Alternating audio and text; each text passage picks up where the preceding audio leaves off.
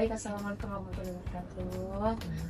Halo Mbak. Oh, Perkenalkan kami dari jurusan manajemen semester 5, khususnya di mata kuliah finansial teknologi, terkhususnya lagi di kelompok 3.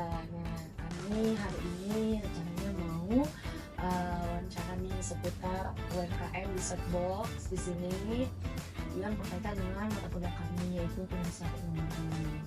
Nah, sebelumnya nih, finansial teknologi kan merupakan mata kuliah yang mengajarkan kita nih bagaimana caranya memberikan layanan teknologi yang memudahkan kita dalam operasionalnya UMKM, terutama di UMKM di Setbox. Nah, sebelumnya kita boleh kenalan dulu nggak nih dari Mbak? boleh. Halo semuanya. Perkenalkan, nama aku Hana. Aku owner dari Dessert Box. Nah, sebelumnya nih Mbak Hana, perkenalkan kami semua, terutama aku Ayu, teman-teman aku dia, Aura, Cindo, sama Lutfi, dan satu lagi ada teman aku nanti namanya Zaki. Nah, hari ini aku boleh nggak sedikit nanya-nanya nih mengenai Dessert Box, UMKM Dessert Box, bagaimana latar belakangnya itu, boleh? Boleh. Kalau bicara latar belakang itu kan munculnya Dessert Box ya. Ini tuh beriringan sama financial teknologinya gara-gara COVID ya kan. Dulu kan kita kan apa-apa itu masih cash gitu kan. Terus kayak online shop gitu kan masih jarang gitu kan. Tapi gara-gara COVID ada, ini juga lahirnya gara-gara COVID gitu. Asal mulanya itu aku dulu kuliahnya di Bandung. Nah, karena COVID jadi harus pulang ke Bengkulu. Yang biasanya tadi apa-apa offline, banyak kegiatan, pulang pergi kampus itu kan, ada kegiatan UKM segala macam. Tiba-tiba di Bengkulu nggak ada kerjaan lah ya, ibaratnya kan cuma nggak ada laptop aja gitu. Nah, betul aku juga hobinya melukis dan buat kue. Akhirnya aku sambil kuliah sambilan. Terus teman-teman aku tuh ngelihat aku update story gitu kan, dia kayak mereka tuh pengen nyoba gitu. Lama-kelamaan bukan cuma nyoba tapi beli juga. Akhirnya kayak dari mulut ke mulut, dari namanya itu kayak dari mulut ke mulut disebarin gitu ya, pakai story, dipromosiin gitu. Nah, akhirnya aku fokus di sini di Dessert Box. Jadi ini bermula dari hobi, Dari hobi. dan kebetulan pas itu lagi COVID ya. Yeah. Nah, jadi ada nih aku ngeliat tadi teknologi yang dipakai dari UMKM di Setbox, yang salah satunya tadi media sosial. Iya, pasti media sosial. Teman-teman tahu, dan media sosial. Nah, kira-kira nih layanan finansial teknologi seperti apa di dalam operasional UMKM di Setbox yang udah diterapin nih sebelumnya oleh Dessert Box? Tadi kan udah salah satunya media sosial. Selanjutnya kira-kira seperti apa nih? Tentunya e-wallet ya. Ya pasti ya. Karena kan kita nggak punya toko fisik, punyanya online shop yang ada di Instagram, TikTok, dan WhatsApp. Jadi pelanggan-pelanggan itu melakukan payment hanya via transfer gitu. Tapi dari itu teman-teman yang ngambil pesanan di sini juga bisa melalui cash? Enggak juga ya, tetap melalui hanya dari debit atau dari QR gitu. Udah ada kris? Sudah ada. Itu salah satu penerapan dari finansial teknologi.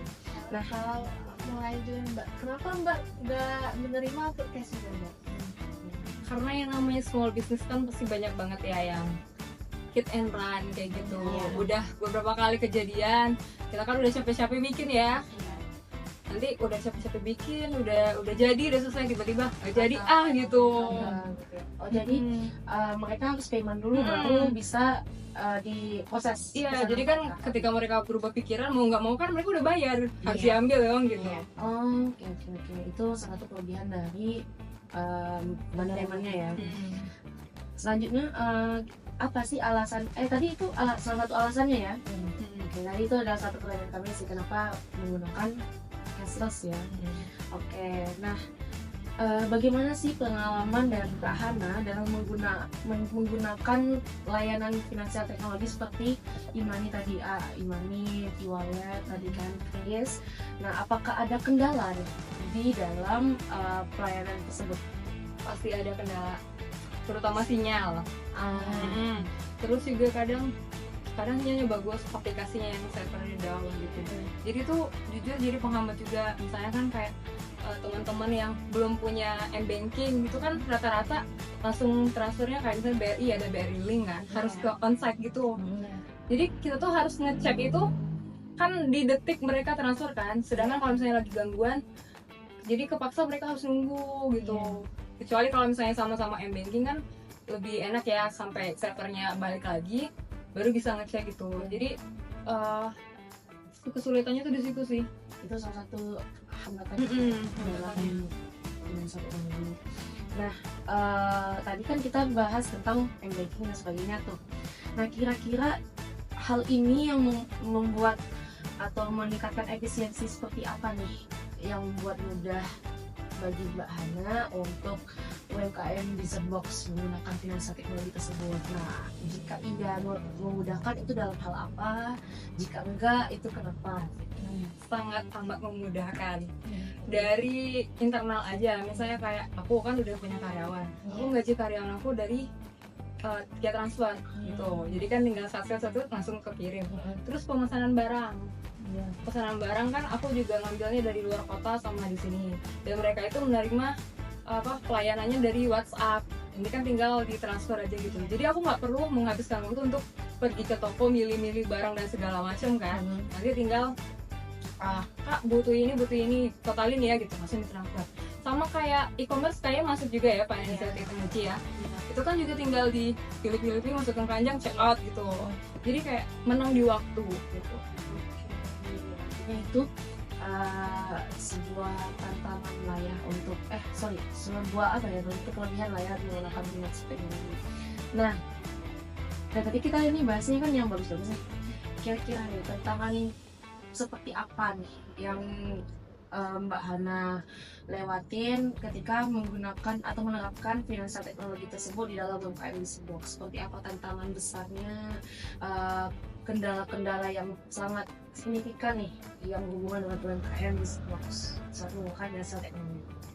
Kalau yang aku rasain kan aku masih small business ya, balik lagi yang masih small business. Jadi ruang lingkup mungkin financial teknologi yang aku pakai itu hanya sebatas e-wallet gitu kan, e-money, QR segala macam, hanya sebatas transaksi gitu. Karena aku nggak buka toko di Shopee atau lain-lain, nggak buka di e-commerce, jadi hanya lingkupnya sebatas transaksi. Nah, yang aku rasain banget itu sama orang-orang yang usianya masih di bawah 17 tahun. Mereka kan nggak bisa transfer ya. Jadi kebanyakan kayak harus nunggu orang tuanya dulu gitu kan. Terus atau enggak dia cancel kayak nggak bisa ini ya cash ya gitu, jadi nggak jadi deh kayak gitu. Jadi kalau bisa dibilang tuh banyak juga yang lossnya sebenarnya, tapi kan balik lagi ke kelebihannya nih, aku kan menerapkan yang namanya pembayaran hanya melalui transfer itu untuk meminimalisir kerugian gitu kan. Karena aku nggak tahu apakah anak ini di bawah 17 tahun ini bakal bener-bener mau pesan atau enggak. Jadi lebih baik kalau memang dia serius ya udah nanti pasti dia berusaha untuk transfer atau gimana gitu kan. Soalnya udah berapa kali kejadian dan kebanyakan tuh ya anak-anak yang kayak gitu. Kayak aku kan nggak bayar, ngapain aku ambil kayak gitu. Jadi kan rugi ya. Nah, jadi untuk meminimalisir kerugian juga sebenarnya kelebihannya itu. Nah, tapi kan itu masalah tantangan besarnya nih. Nah, kira-kira dari semua yang tadi kita bahas itu dari Mbak Hana sendiri ada nggak keinginan untuk meningkatkan layanan melalui finansial teknologi, apakah itu seperti e-commerce, seperti kita lewat Grab atau bisa pesan lewat Nextlink dan sebagainya gitu kan, atau emang sudah menerapkan itu? Boleh kayaknya bakal ada ya perkembangan ya, kayak masukin toko di e-commerce segala macam itu ada niatan. Terus satu lagi ini pasti masuk juga dalam financial technology, itu investasi sama pinjaman, ya kan. Nah, sebenarnya aku nggak niatin buat minjem ya, tapi kan rata-rata yang namanya usaha itu butuh modal yang lebih kan. Dari situ keuntungannya juga nih, balik lagi keuntungan ya, itu termasuk keuntungan buat UMKM yang butuh modal besar sebenarnya kan. Tapi aku nggak niatin mau minjam, cuman kalau misalnya andai kata di suatu saat aku mau bangun ruko atau segala macam nih kan misalnya kan, itu kebantunya dari situ gitu. Jadi ada tujuan untuk berkembang. Jadi ada ya tujuan untuk masuk ke yang Yang luas lebih tinggi lagi ya. Oke, nah menurut Mbak Hana nih, kira-kira dari layanan finansial teknologi ini ada nggak yang ingin Mbak Hana kasih saran nih untuk finansial teknologi kedepannya untuk khususnya UMKM? Jadi apa sih finansial teknologi yang membantu kira-kira membantu UMKM itu agar lebih terlihat dan lebih berkembang nantinya gitu? Misal seperti apakah menerapkan di media sosial atau seperti tadi kan kita menggunakan Grab dan lain-lain, atau kita membuat website dan sebagainya melalui UMKM. Nah, itu kira-kira ada nggak dari Mbak Hana? Kalau dari aku sendiri sih, aku juga masih belajar ya. Aku sendiri masih nyaman dengan yang sekarang. Oke. Cuma nanti bakal kayaknya aku yang butuh saran dari orang-orang Oh, dibanding benar. memberikan Oke, saran ya. ya. Karena masih small business ya. Oke, berarti itu dari Mbak Hana ya. Nah, kira-kira apa saran dari Mbak Hana nih untuk UMKM lain yang ingin menggunakan finansial teknologi nih di dalam bisnis mereka? Kira-kira ada saran ya dari Mbak Hana yang tadi kita udah jelasin, terus mau kasih ini ke orang lain, ke UMKM? Aku sering nemu teman-teman aku yang dulu kena hit and run gitu. Jadi masih takut, mereka tuh masih takut ya gitu, takut nggak laku ya jualannya kan, karena kayak dibilang sombong gitu, kenapa harus nerima paymentnya via transfer aja nggak COD. Tapi menurut aku yang namanya rezeki itu kan pasti bakal balik ke kita lagi ya. Nggak caranya dengan COD pun masih banyak lagi pelanggan lainnya yang bisa transfer gitu. Jadi kalau menurut aku teman-teman yang masih ketakutan buat nerapin full payment via transfer itu harus dicoba, karena itu benar-benar kerasa sama aku untuk meminimalisir yang namanya kerugian, barang yang nggak habis, barang yang udah kebikin tapi nggak diambil gitu. Itu Membantu. Jadi kan biaya-biaya yang harusnya nggak keluar gitu kan, gara-gara itu jadi keluar kan, yang sama orang-orang retailer yang saya bilang nggak bertanggung jawab gitu. Tapi kalau misalnya kita udah berani untuk nerapin harus payment di awal pesan yang baru dibuat, ya alhamdulillah lancar-lancar aja gitu. Jadi sejauh ini dari UMKM Userbox itu kan sudah menerapkan m-banking, e-wallet, kris sebagai pembayaran cashless ya, karena mengurangi yang namanya kerugian, hit and run dan sebagainya. Nah, artinya UMKM yang lain itu boleh nih belajar dari UMKM Userbox untuk meminimalisir adanya kerugian atau hit and run tadi. Apalagi UMKM-nya yang masih menggunakan online shop. Iya. Kalau misalnya, kalau misalnya sudah lebih berkembang, misalnya ada stand, booth atau sebagainya yang tegak, mungkin memang bisa melalui cash, payment cash, karena kan mereka buy dealnya di situ ya.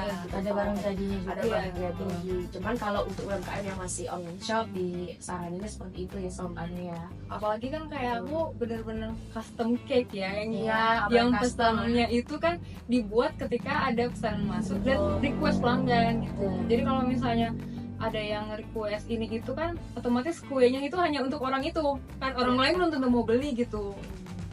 Oke, jadi itu adalah beberapa pertanyaan kami yang sudah dijawab nih sama Mbak Hana. Kami harap tadi itu menjadi acuan kami nantinya untuk membuat laporan setelah ini. Terima kasih ya Mbak Hana untuk waktunya. Kami dari kelompok 3 mengundurkan diri nih untuk terima kasih untuk udah meluangkan waktu kita ngobrol mengenai UMKM Userbox. Oke, baik, terima kasih ya Kak. Terima kasih, Ya. Kak. Sama. Ya.